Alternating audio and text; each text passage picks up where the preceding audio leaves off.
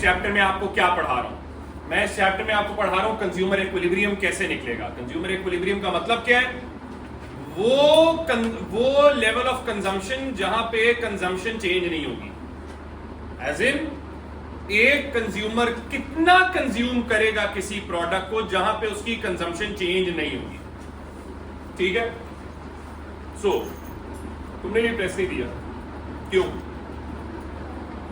Class के बाद बताऊंगी ताकि मुझे भी सर सोएब उसके सतिया के पास ना ले जाए। सर मैं तेरा ये एक्सप्लेनेशन सुनूंगा, उसके बाद डिसाइड करूंगा तूने सतिया के पास जाने के नहीं जाना। किसने और टेस्ट नहीं दिया? हाथ खड़ा करे। ये 3 तो इस दफा पारे हो। बेटा तेरा क्या मसला? क्या समझ नहीं है क्या? मुझे एक चीज बता, चल ये अगर तू मंडे को ना उठा होता तो मैं समझ सकता था। ट्यूसडे को मेरी क्लास कितने बजे होती है? 12 बजे। ये 12 बजे तक कौन सोता है भाई? तू भी आ रहा है मेरे साथ इंशाल्लाह कल। अच्छा जी, सो यूटिलिटी अप्रोच में जिस तरह मैंने कहा कंज्यूमर की हमने कंज्यूमर इक्विलिब्रियम निकालना है। वो कंज्यूमर इक्विलिब्रियम कैसे निकालना है? यूटिलिटी अप्रोच में 2 तरीके हैं कंज्यूमर इक्विलिब्रियम निकालने के। एक तरीका आपको लास्ट में करवाया था, which was the law of diminishing marginal utility. ठीक है? उसके लिए क्विक रीकैप। मार्जिनल यूटिलिटी क्या होती है? मार्जिनल यूटिलिटी होती है the extra satisfaction that a consumer attains या gains from consuming 1 extra unit of something. यहां पे मैंने उसका टेबल बनाया हुआ है, आप देख रहे हो इसमें कि लेट्स सपोज अगर मैं 5th यूनिट कंज्यूम करूं, 5th यूनिट पे एक्स्ट्रा सेटिस्फैक्शन या मार्जिनल यूटिलिटी कितनी है? माइनस किया 4 आ गया। ठीक है? सो ये मार्जिनल यूटिलिटी है the extra satisfaction that a consumer gets from consuming something. ठीक है? अब law of diminishing marginal utility कहती क्या है कि जैसे जैसे कंजम्पशन बढ़ेगी मार्जिनल यूटिलिटी क्या होगी? कम होगी। जैसे कंजम्पशन बढ़ेगी मार्जिनल यूटिलिटी कम होगी। फिर law of diminishing marginal utility के तहत हम कंज्यूमर इक्विलिब्रियम कैसे निकालते हैं?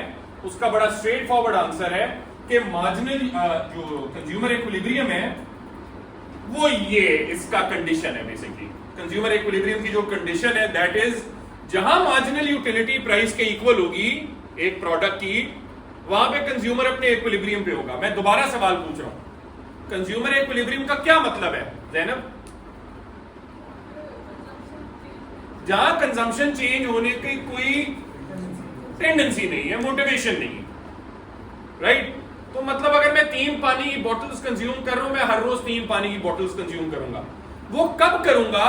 जब मेरी मार्जिनल यूटिलिटी पानी की बॉटल से price of each water bottle के इक्वल होगा। लेकिन फिर मैंने तुम्हें क्या बताया था लास्ट में कि मार्जिनल यूटिलिटी और प्राइस के जो यूनिट्स हैं वो क्या होते हैं? डिफरेंट होते हैं। मार्जिनल यूटिलिटी का यूनिट होता है यूटिल्स, प्राइस का यूनिट होता है डॉलर। तो ये तो इक्वेट हो ही नहीं सकते अनलेस हम इन दोनों के यूनिट्स को सेम करें। तो हमने क्या कहा था? हमने कहा था प्राइस को डॉलर्स में कर सकते हैं, प्राइस को यूटिल्स में कर सकते हैं हम by multiplying price with marginal utility of money. So when we multiply price with marginal utility of money, this price will be converted into utils and these two will be equal. ठीक है? So और again मैंने उसकी example आपको कराई थी, बल्कि कुछ एमसीक्यूज भी किए थे ना लास्ट क्लास में, 2-3 एमसीक्यूज भी किए थे। सो ये आपके सामने एग्जांपल, ये आपकी क्वांटिटी है। ठीक है? मार्जिनल यूटिलिटी ये है, वो आपको दी हुई है। प्राइस आपको दी हुई है $6 और आपको मार्जिनल यूटिलिटी ऑफ मनी दी हुई है 2 यूनिट। ठीक है? तो क्या करेंगे हम? सबसे पहले मार्जिनल यूटिलिटी ऑफ मनी को मल्टीप्लाई करेंगे with the price of the product. 6 into 2 12 हो गया। अब चाहे आप 1 यूनिट कंज्यूम कर रहे हैं, 2 कर रहे हैं, 3 कर रहे हैं, 4 कर रहे हैं, प्राइस रहती है क्या? कांस्टेंट। प्राइस कांस्टेंट रहती है, इसीलिए थ्रू आउट इसका आंसर 12 आ रहा है। दोबारा मैं पूछ रहा हूं इब्राहिम, ये 12 कहां से आया? सर जो प्राइस है उसको मल्टीप्लाई किया मार्जिनल यूटिलिटी ऑफ मनी से। 6 into 2 12 है थ्रू आउट। तो जहां पे ये प्राइस मार्जिनल यूटिलिटी के इक्वल है वहां पे आप उतना कंज्यूम करोगे, 3 यूनिट्स कंज्यूम करोगे। ये एमसीक्यूज के लिए इंपॉर्टेंट है। लेकिन इस थ्योरी का एक मसला है, मैं ये बताया था नहीं बताया था तो मैं बता रहा हूँ। इस थ्योरी का एक मसला है जिसकी वजह से हमें एक और थ्योरी की जरूरत पड़ती है। इस थ्योरी का मसला है कि इस थ्योरी के अंदर कंज्यूमर इक्विलिब्रियम सिर्फ एक गुड का निकलता है। कितने का निकलता है? मुझे एक चीज बताओ, एक कंज्यूमर एक वक्त में सिर्फ एक ही गुड कंज्यूम करता है? नहीं। तो अगर हमने मल्टीपल गुड्स का कंज्यूमर इक्विलिब्रियम निकालना है, लेट्स सपोज एक कंज्यूमर है जो एक्स भी कंज्यूम करना चाह रहा है, वाई भी करना चाह रहा है, जी भी करना चाह रहा है, एप्पल्स, ऑरेंजेस, बनानास ये करना चाह रहा है, ठीक है। तो ऑब्वियस सी बात है, अब वो ये तो नहीं करेगा कि हर गुड का अलहदा से ये marginal utility equal to price से कंज्यूमर इक्विलिब्रियम निकालेगा। उसके लिए उसको तीनों गुड्स के कंज्यूमर इक्विलिब्रियम को साथ निकालना चाहिए। वो कैसे निकालेगा? उसके लिए एक और थ्योरी है, उस थ्योरी को कहते हैं law of equi marginal utility. तो law of diminishing marginal utility क्या है? एक गुड का कंज्यूमर इक्विलिब्रियम निकालना है तो वो इस्तेमाल करेंगे, लेकिन अगर एक से ज्यादा गुड्स का कंज्यूमर इक्विलिब्रियम निकालना है तो कौन सी थ्योरी इस्तेमाल करेंगे? Law of equi marginal utility. सोच रहे हैं बेटा? सो रहा है, सीधो बेटा, ठीक है। होगी, करेंगे, वही करना है, ठीक है। सो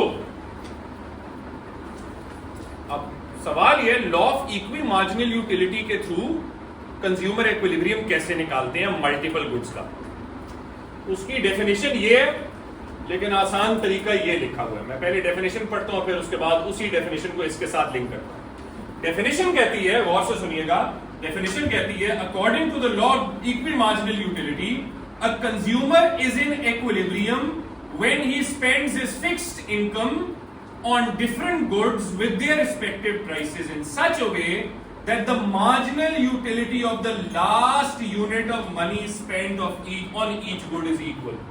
इसका क्या मतलब है? marginal utility spent on the last unit of a product is equal for all goods. इसका क्या मतलब है? इस मुश्किल सी डेफिनेशन का मतलब ये है, हर गुड की मार्जिनल यूटिलिटी और प्राइस का रेशो जहां इक्वल है वहां कंज्यूमर अपने इक्विलिब्रियम। तीन गुड्स हैं यहां पे, कौन कौन से? एक्स, वाई, जी। तीनों के मार्जिनल यूटिलिटी और प्राइस के फ्रैक्शन निकालें, जहां ये फ्रैक्शंस इक्वल होंगे वहां कंज्यूमर अपने इक्विलिब्रियम पे है। एक चीज प्लीज जरा दिमाग में रखें, इसका बिल्कुल भी ये मतलब नहीं है that the quantities consumed of each good will be equal. Absolutely not. इस रेशो का ये मतलब है कि अगर मैं x कंज्यूम कर रहा हूं 5 तो y भी 5 कंज्यूम करूंगा, z भी 5 कंज्यूम करूंगा। इसका ये मतलब नहीं है। Quantities aren't supposed to be equal. They might be, but they are not supposed to be equal, right? What is supposed to be equal is the fraction of marginal utility and price of each good. So अगर दो goods होते apples and oranges, तो हम कितने apples और कितने oranges consume करते और कहां इक्विलिब्रियम पे होते? जहां marginal utility of apples over price of apples is equals to marginal utility of oranges over price of oranges. जहां पे ये इक्वल होंगे वहां पे कंज्यूमर अपने इक्विलिब्रियम पे होगा। लेट्स सपोज एप्पल्स हम 10 कंज्यूम कर रहे हैं और ऑरेंजेस 5 कंज्यूम कर रहे हैं, लेकिन एज लॉन्ग एज ये रेशो इक्वल है तो हम एप्पल्स को 10 ही कंज्यूम करेंगे और ऑरेंजेस को 5 ही कंज्यूम करेंगे। ये समझ आइए? क्या समझ रही है? हाँ, सो यहां पे 3 गुड्स हैं एक्स वाई जी, ठीक है। कंज्यूमर अपने इक्विलिब्रियम पे as long as marginal utility of x over price of x is equal to marginal utility of y over price of y equal to marginal utility of z over price of z. Let's suppose इन तीनों के answer हैं 5-5। चलो निकाल लेते हैं। Let's suppose MCQs आते हैं इसके, तो इसकी गौर से सुनो। marginal utility of x दिया हुआ 10, price of x दिया हुआ 2, मार्जिनल यूटिलिटी ऑफ y दिया हुआ है 5। आपसे पूछा प्राइस ऑफ y कितनी है? क्या आंसर हो? क्या आंसर हो? 1। कैसे? Marginal utility of x over price of x 10/2 equal to marginal utility of y over price of y 5/x cross multiply price of y is equal to 1। ठीक है? हाँ, लॉजिकली वैसे ये रेशो है क्या? Marginal utility over price represent क्या करता ये रिप्रेजेंट करता है, अगर ये मैं आमतौर पे स्टूडेंट्स को ये लफ्ज इस्तेमाल करता हूँ, sort of a net benefit that the consumer gets from consuming something, but net का लफ्ज इस्तेमाल नहीं होना चाहिए यहाँ पे, बिकॉज ये डिवीजन हो रही है, नेट में माइनस होता है। ठीक है? But it is showing a very similar concept कि बेनिफिट जो एक्स्ट्रा बेनिफिट है उसको मार्जिनल यूटिलिटी कहते हैं, वो न्यूमरेटर में है, उसको हम डिवाइड कर रहे हैं एक्स्ट्रा कॉस्ट से। है? वो जो एक्स्ट्रा बेनिफिट आ रहा है वो प्राइस पे आ रहा है। एग्जैक्टली वो जो एक्स्ट्रा बेनिफिट है वो कितनी एक्स्ट्रा कॉस्ट पे आ रहा है। ठीक है? सो इट्स बी और जो तुमने कहा है ना, उसको मतलब इसको एक्सप्लेन कैसे करते हैं? Marginal utility of the last unit of money spent on each good is equal कि मार्जिनल यूटिलिटी जो मैं हर यूनिट ऑफ एक प्रोडक्ट पे स्पेंड कर रहा हूं in terms of the money that I am paying for it, वो ratio तीनों या दोनों या जितने भी गुड्स हैं उनका इक्वल होना चाहिए। ठीक है? बट इन सिंपल वर्ड्स मैं उसको ये कहता हूं कि net benefit of each good is equal, even though net का लफ्ज यहां अप्लाई नहीं होता क्योंकि माइनस नहीं हो रहे, डिवाइड हो रहे, पर तुम ये अज्यूम कर सकते हो it is like net benefit. So marginal, अब देखो एग्जांपल यहां पे मैंने दी हुई है, लेट्स सपोज 3 गुड्स हैं x, y, z। ठीक है? 3 गुड्स हैं। गुड x में कंज्यूम कर रहा हूं 7, गुड y में कंज्यूम कर रहा हूं 10। ठीक है? गुड z कंज्यूम कर रहा हूं 5। ठीक है? x 7, y 10, z 5 और मैं अपने इक्विलिब्रियम पे हूं। क्या मतलब? मेरे ये तीनों रेशो क्या है? इक्वल। ये तीनों रेशो इक्वल है। अब सपोज करो ये हो जाता है। ठीक है? ये हो जाता है कि ये फ्रैक्शन x का फ्रैक्शन y और z से बड़ा हो गया। सो x का फ्रैक्शन y और z से बड़ा हो गया। अब मुझे बताओ, कॉमन सेंस इस्तेमाल करो। अहमद, ये ऑन कर। अगर x का फ्रैक्शन y और z से बड़ा हुआ है तो कंजम्पशन इक्विलिब्रियम पे या डिसइक्विलिब्रियम पे? डिसइक्विलिब्रियम। अगला सवाल, डिसइक्विलिब्रियम का मतलब है कंजम्पशन वही रहेगी या चेंज होगी? चेंज होगी। उससे अगला सवाल, अब चेंज का मतलब है किसी गुड की कंजम्पशन बढ़ेगी, किसी की गिरेगी। x का रेशो y और z से बढ़ गया, किसकी कंजम्पशन बढ़ेगी और किसकी गिरेगी? x की बढ़ेगी। शाबाश, क्योंकि x का नेट बेनिफिट सॉर्ट ऑफ बढ़ गया। x का जो बेनिफिट है वो y और z की कंजम्पशन से ज्यादा हो गया। तो कंज्यूमर जो ऑब्वियसली बात है अपनी सेटिस्फैक्शन चाहता है, यूटिलिटी चाहता है, वो x की कंजम्पशन बढ़ाएगा और y और z, क्योंकि सब्स्टिट्यूट से हम अज्यूम कर रहे हैं, y और z की कंजम्पशन कम करेगा। ठीक है? अभी तक देखो x का रेशो इधर है, marginal utility of x over price of x। उसका आंसर ये है, मार्जिनल यूटिलिटी ऑफ y और price of y, marginal utility of z over price of z। उसका आंसर ये है। जिसका रेशो ज्यादा होता है मैंने कहा उसकी कंजम्पशन क्या होगी? ज्यादा। और जिसका रेशो कम है उसकी कंजम्पशन कम होगी। अब आहिस्ता आहिस्ता क्या होगा, ये कम वाली चीज बढ़ना शुरू हो जाएगी और ये ज्यादा वाली चीज x का रेशो कम होना शुरू हो जाएगा और ये होता जाएगा जब तक ये इक्वल नहीं हो जाते। मुझे तुम लोगों ने ये बताना है x का रेशो x की कंजम्पशन ज्यादा होने से कम क्यों होता जा रहा है? मरियम, मरियम है तेरा नाम? अच्छा, वेल डन, वेल डन। क्योंकि हमने अभी थोड़ी देर पहले पढ़ा है law of diminishing marginal utility. Law of diminishing marginal utility ये कहता है x की क्योंकि कंजम्पशन बढ़ा रहे हैं उसका फ्रैक्शन इधर है, क्योंकि x की कंजम्पशन बढ़ा रहे हैं न्यूमरेटर x का गिरना शुरू हो जाएगा, क्योंकि law of diminishing marginal utility apply होती है। मार्जिनल यूटिलिटी x की गिरेगी क्योंकि उसकी कंजम्पशन ज्यादा कर रहे हैं, जिसकी वजह से फ्रैक्शन कम होगा। और y और z की कंजम्पशन कम कर रहे हैं तो उनका मार्जिनल यूटिलिटी क्या होगा, ज्यादा। और ये होता जाएगा, कंजम्पशन चेंज होती जाएगी जब तक ये इक्वल, जैसे ये इक्वल हो गए कंजम्पशन आकर रुक जाएगी।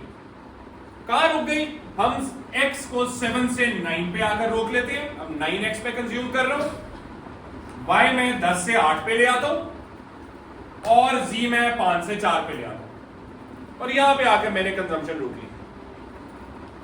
ठीक है, this is now the new equilibrium. ये जो ब्लू में मैंने लिखे हैं, this is now the new equilibrium.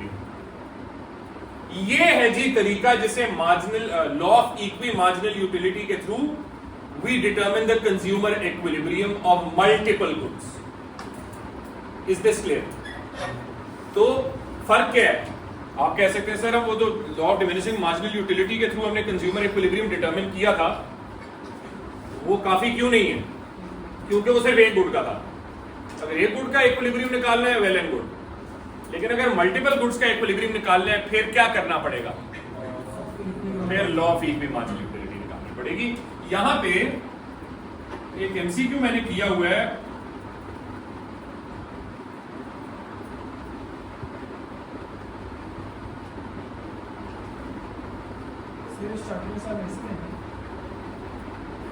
ऐसे का टेस्ट जो भी आएगा वो इसका आएगा।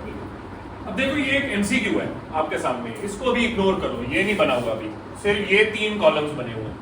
क्वेश्चन कह रहे जी आपको इनकम दी है $42, 2 गुड्स है एक्स एंड वाई, दोनों की प्राइस है, एक्स की प्राइस है $3, वाई की प्राइस है $6। ठीक है, क्वेश्चन कह रहे हैं in order to maximise this utility, in simple words that means in order to determine consumer equilibrium, which quantities of X and Y should the consumer purchase. कौन सी quantities of X and Y को consumer को purchase करना चाहिए। अब पहली बात तो ये आपके माइंड में ये सवाल होना चाहिए, how is this question different from this, how are these 2 questions different. इसमें मार्जिनल यूटिलिटी उसमें गिवन है, इसमें नहीं है, चलो ठीक है, वो तो निकाल भी सकते हैं। इधर एक गुड की बात हो रही है, इधर एक गुड की बात हो रही है, तो लॉ सेपरेट अप्लाई होगा, law of diminishing marginal utility, marginal utility equal to price apply होगी। यहां पे मल्टीपल, एक से ज्यादा गुड्स की बात हो रही है, 2 गुड्स की बात हो रही है, यहां पे अब law of equi marginal utility apply होगी, ये अप्लाई होगी। ठीक है, अब सवाल ये है कि हमने कंज्यूमर इक्विलिब्रियम निकालना है, ऑप्शंस देखने से पहले हमने ये निकालना है। ठीक है, हमें मार्जिनल यूटिलिटी ऑफ एक्स दी हुई है, प्राइस ऑफ एक्स दी हुई है, रेशो निकालें जी। यहां पे मैंने रेशो निकाल ली है, फॉर एग्जाम्पल 12/3 कितना होता है 4। ठीक है, 9/3 कितना होता है 3, 7/3 कितना होता है 2.33, ये सारा मैंने यहां निकाल लिया। ये MU ऑफ x और P ऑफ x है। ठीक है, अब मैंने निकाला MU ऑफ y और P ऑफ y, और y की प्राइस है 6, 34/6 कितना हो गया 5.67। ठीक है, 18/6 कितना हो गया 3, 10/6 कितना हो गया 1.6, ये सारा हमने निकाल लिया। अब देखते हैं ऑप्शंस, कौन सी x और y की क्वांटिटीज अप्लाई होंगी। पहले ऑप्शन ए देखें, x में वो कह रहे हैं 2 यूनिट्स x के कंज्यूम होंगे, 6 यूनिट्स y के कंज्यूम होंगे। x को 2 पे देखो, 2 पे उसका रेशियो कितना आ रहा है 3.67, प्राइम और 3.67 आएगा। ठीक है, और y 6 पे y का रेशियो कितना आया 2.33। क्या ये इक्वल है, क्या ये इक्वल है? तो क्या ऑप्शन ए करेक्ट है? नहीं। ऑप्शन बी देखते हैं, x 4 कंज्यूम कर रहे हैं, 4 पे रेशो क्या है x का 3, और y 5 कंज्यूम कर रहे हैं, 5 पे y का रेशो क्या है, क्या ये इक्वल है? इसका मतलब option B is the correct answer.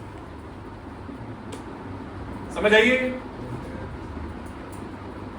ठीक है, सो जब भी आपको, और ये इसके और भी बड़े क्वेश्चंस आते हैं मार्जिनल यूटिलिटी ओवर प्राइस के, काफी ज्यादा क्वेश्चंस आते हैं एमसीक्यू, मतलब एक आता है आपके उसमें, लेकिन पास पेपर्स में काफी हैं, तो you can obviously look at those questions. इंशाल्लाह इसकी जैसे ये खत्म होते हैं तो इसकी वर्कशीट आपके साथ शेयर करूंगा। उसमें तकरीबन उसमें कम एमसीक्यूज है, 30 एमसीक्यूज है, सो वो आपके साथ वर्कशीट शेयर करूंगा। इस दफा जो टेस्ट आ रहा है इंशाल्लाह जैसे ही चैप्टर 4 खत्म होगा, चैप्टर 1 खत्म होगा, तो वो टेस्ट सिर्फ एसेस का होगा। लेकिन जो आपका सेशनल है मतलब मेरे ख्याल में मिड अक्टूबर से जो शुरू होंगे, उसमें चैप्टर 1, 2, 3, 4, 5 5 चैप्टर का टेस्ट है, जिसमें मेरे ख्याल में कितने एमसीक्यूज होंगे, हाँ अक्टूबर 20 एमसीक्यूज होंगे और एक ऐसे होगा 20 नंबर का, 40 नंबर का होगा। लेकिन मुझे उसके लिए 1.5 घंटा चाहिए। अब 1.5 घंटा मुझे पता नहीं किस तरह मैं निकालूंगा। किसी एक दिन आप लोगों को मुझे बताएं, आज आपकी एक्चुअली मैं नहीं कर सकता, मुझे मेरी क्लास है थर्सडे को। आपकी क्लास इसके बाद किसकी होती है? सबकी होती है। वेंसडे को मुझे पहुंचना है किंगस्टन में कम से कम 50 मिनट लगते हैं पहुंचने में। तू जानबूझ के करते हैं या यही है सर? मंडे को मेरी A1 की क्लास होती है आगे लेकिन सर फ्राइडे मैं पागल हूँ, फ्राइडे को तुम्हारे लिए। चलो यार देखते हैं, मैं लेट्स सी, मैं सतिया से डिस्कस करूँ। वेडनेसडे को हाँ अच्छा, बाय द वे सुनो, इससे पहले 12 बजे से पहले किसी की क्लास होती है? 11 to 12 अकाउंटिंग है। 11 to 12 कौन अकाउंटिंग लेता है? 8 बजे होती है ना, लेकिन 11 से 12 तो नहीं है, 10 से 12। मैं मोस्ट प्रोबेबली वेडनेसडे को रखूंगा। ये जिनकी अकाउंटिंग होती है ना, वो मैं उस दिन मिस सतिया से और सर अमीर पढ़ा रहे हैं, उनसे मैं ये बात करके आप लोगों का हाफ एन आवर जो है ना वो आप करूँगा, क्योंकि 1.5 घंटे का मुझे चाहिए, इससे कम नहीं हो सकता। या मे बी किसी और दिन ले लें और कोई और आपका इन्विजिलेट कर ले। जैसी मंडे को मेरी A1 की क्लास है ना 9 से 10, और वो बच्चा अब तक जो अटेंडेंस रजिस्टर में टोटल बच्चे वो 88 है वहाँ पर। 88 बच्चे को पढ़ाता और एक से एक पढ़ा, तेरी तरह के वहाँ बहुत सारे, सोच लेते। अच्छा भाई, आखिरी चीज आज के लिए,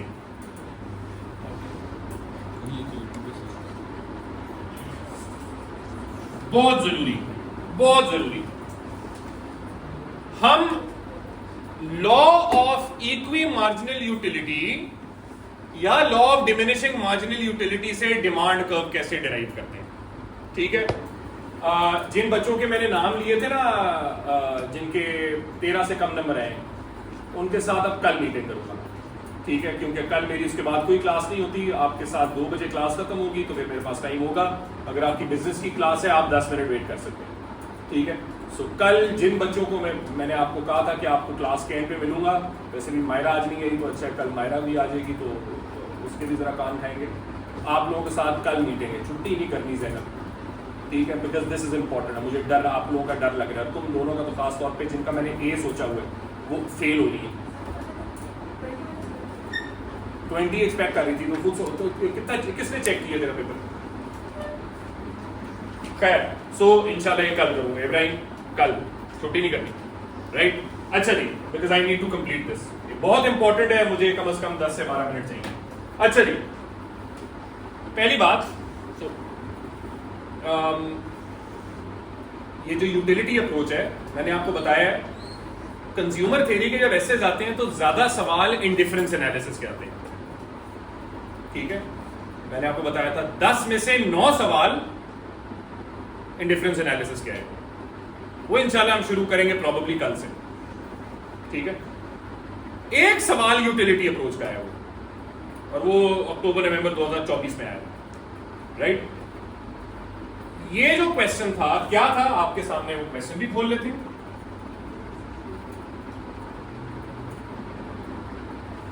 ये क्वेश्चन था, evaluate whether the marginal utility theory can fully explain the link between changing price of a product and quantity demanded of that product. In simple words, the question is asking you to derive the demand curve, या to derive a demand curve for any product using the utility approach.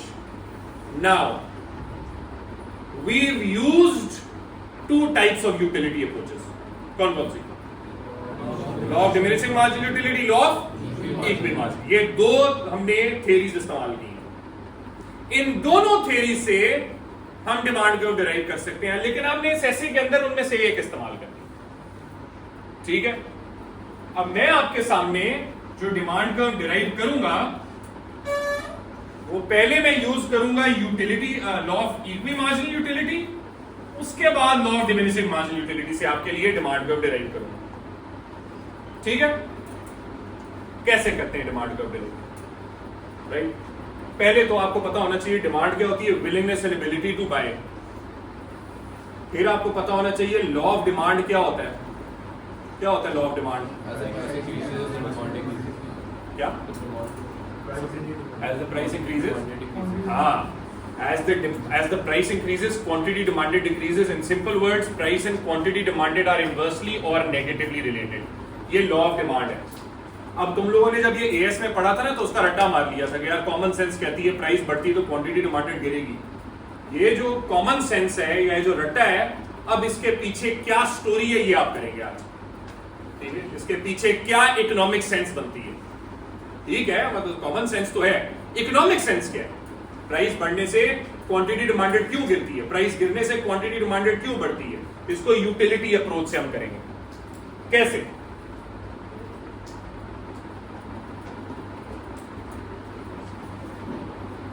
Already मैंने किया हुआ आपके लिए, but इसको मैं दोबारा आपके लिए डिराइव कर रहा हूं. सो पॉइंट्स कुछ लिखे हुए हैं. नंबर 1, डिमांड की डेफिनेशन आनी चाहिए. लॉ ऑफ डिमांड आना चाहिए. Price and quantity demanded are negatively related. The question is why are they negatively related. रट्टा तो मार लिया, चलो कॉमन सेंस कर दी, but what is the economic intuition behind this? वो अब हम करने लगे यूटिलिटी अप्रोच से. ये एक हफ्ते बाद इंशाल्लाह अगले थर्सडे को मैं यही सवाल का जवाब दूंगा, लेकिन इन डिफरेंस एनालिसिस से, कि डिमांड कर्व डाउनवर्ड स्लोपिंग क्यों होती है. लेकिन उसमें मैं डिफरेंस एनालिसिस से करूंगा, और 9 में से 10 सवाल उसके आते हैं. लेकिन जिस तरह मैंने कहा, जो लेटेस्ट सवाल है वो इसमें से आए. ठीक है, कि डिमांड कर्व डाउनवर्ड स्लोपिंग क्यों है, यूटिलिटी अप्रोच से बताएं. राइट, तो देख लेते हैं. 5 स्टेप्स है जी, ये आपको आने चाहिए. आपने क्या करना है, मैं पहले आपके लिए डायग्राम बना रहा हूं. वाई और एक्स एक्सिस बनाने हैं, इनको लेबल कर दें प्राइस एंड क्वांटिटी. फिर आप डिमांड कर्व बनाएं. प्लीज बच्चों, थोड़ा सा मैं तेज जाऊंगा क्योंकि टाइम नहीं है, तो अपनी अटेंशन लेवल्स को पीक पे रखें. ठीक है, वरना समझ नहीं आएगी. Demand for good x. ठीक है, ये है जी गुड एक्स की डिमांड कर्व. राइट, अब हमने क्या अज्यूम करना है. स्टेप 1 है, हमने इस डिमांड कर्व के ऊपर एक कोई पॉइंट ले लेना है. Point A.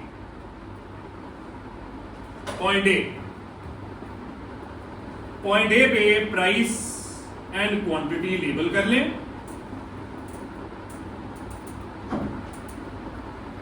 और क्योंकि पॉइंट ए डिमांड कर्व के ऊपर लाई कर रहे हैं, on the demand curve, this means the consumer is at his or her equilibrium. Because always remember, when a consumer is on the demand curve, that means he or she is on his or her equilibrium. अभी मैं दिखाऊंगा demand curve से नीचे आएगा या ऊपर भी जा सकता है. पॉइंट इधर भी आ सकता है या इधर भी जा सकता है. उस वक्त इक्विलिब्रियम नहीं होगा. क्या होगा, अभी थोड़ी देर में करते हैं. पॉइंट ए पे कंज्यूमर अपने इक्विलिब्रियम पे. और अब यहां मैंने इसको थोड़ा सा यहाँ पे डिस्क्रिप्शन लिखी है. आपने पूरा ऐसे लिखना है, इस तरह नहीं लिखना, आपने पूरा ऐसे लिखना है. ठीक है, इसकी एक्सप्लेनेशन मैंने यहां पे लिखी है, बट ये भी मैंने पॉइंट्स में लिखा हुआ है. आपने पूरा डिटेल में लिखना है. जब मैं ऐसे आपको दिखाऊंगा तो कम से कम एक पेज इसी पे हो जाता है. ये छोटा सा मैंने यहां लिखा हुआ. राइट, अच्छा. सो पॉइंट ए पे कंज्यूमर अपने इक्विलिब्रियम पे है. where marginal utility of x over price of x is equals to marginal utility of y over price of y. अब मरियम कहेगी सर यहां पे तो y है ही नहीं, यहां पे तो x है, y अज्यूम कर रहे हैं, ठीक है, कि y इज अ सब्स्टिट्यूट। एक, क्योंकि याद रखो ना, जब डिमांड का बनता है तो एक प्रोडक्ट का बनता है ना, या एक डिमांड का दो गुड्स के बनते हैं, किसके बनते हैं, कितने बनते हैं, कितने गुड्स के बनते हैं, एक ही बनते हैं, राइट।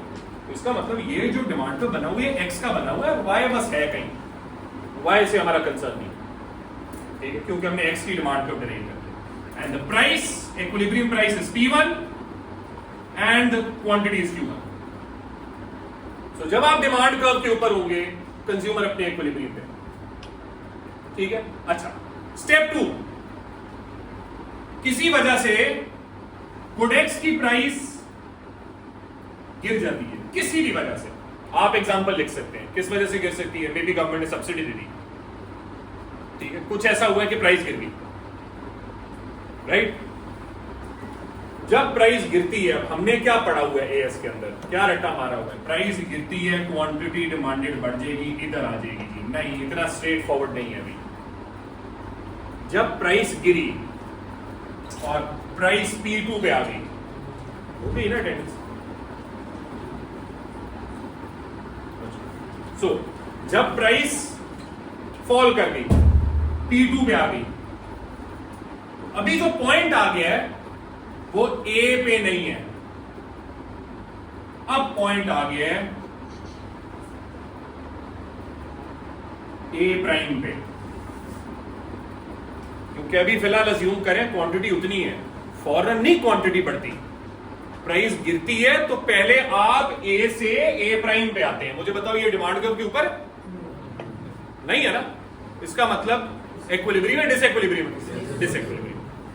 डिसइक्विलिब्रियम का मतलब है वो जो फ्रैक्शन है वो इक्वल नहीं रहे, ये फ्रैक्शन इक्वल नहीं है, ये फ्रैक्शन इक्वल नहीं है, ठीक है। तो अगला सवाल, अगर फ्रैक्शन इक्वल नहीं है तो दो पॉसिबिलिटीज हैं, या ये साइन है या ये साइन है, क्या साइन होगा, ग्रेटर देन है या लेस देन। मैंने यहां ग्रेटर देन लिखा हुआ है, पर क्यों, किसकी फ्रैक्शन, नहीं नहीं दोबारा बोल, हाँ फ्रैक्शन किसकी बढ़ी हुई है, एक्स की बढ़ी हुई है ना। ये देखो प्राइस गिरी है, प्राइस जब फॉल हुई है तो डिनोमिनेटर छोटा हो गया, डिनोमिनेटर छोटा हो गया, फ्रैक्शन बड़ी हो गई है एक्स की, इसका मतलब एक्स का फ्रैक्शन वाई से ज्यादा हो गया, ठीक है।